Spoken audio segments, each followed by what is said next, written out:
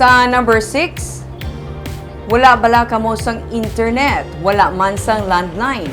Base isa kamo sa mga nabiktima sang mga kawatan sang kable nga nag-operate kaina sang kaagahon sa Barangay Takuling sa Bacolod City. May report si Romeo Subaldo. Sa CCTV footage, isa ka balay sa Circle Street sa City Heights Subdivision sa Barangay Takuling sa Bacolod City, makitang ini nga lalaki nga nagataklas pinaagi sa pagbutang sang lubid sa poste kag pagsaka. May nagahulat siya sa idalom nga nagabantay. Dugay-dugay na naog siya. Matapos na 10 ka minutos, balik na naman liwat. Ginpatay pa nila ang suga sa poste sa makita nga may CCTV camera sa lugar. Nakaantepara kag nakamask ang manugtaklas. Nakabugtaw ang tagbalay kag ginguan sila gani nakapalagyo sila nga duha. Makita sa sininga kahilamunan ang inagyan sang duha sa pagpalagyo. Nabilin pa ang isa ka simagol, t-shirt, kag lubid nga ilang ginagamit sa pagtaklas. Sa unhan lang sang among poste sa among mangyapon nga street, may ginpang utod man sila nga mga kable nga nagalaylay na.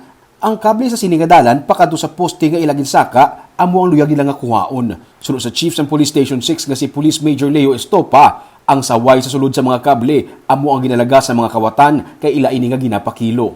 Sa muna nga sa mga parts nga aton mga recoveries may mga cables dahil nga compose sa mga copper wires amo na ginasunog nila kag ginapakilo ginabaligya.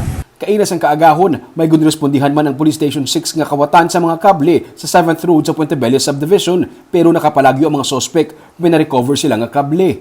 May monitoring kita kag may naka-inform sa aton nga may allegedly may kinasunog na mga cable wires sang telecom. Kaya mo naging kadtuan sa aton nga operatives kag naga-coordinate man kita sa aton nga bantay kable. Natigayon Manila nga ma-identify naulat na lang natin ang personal sang bantay kable for my complaint nila sir kay may recoveries naman.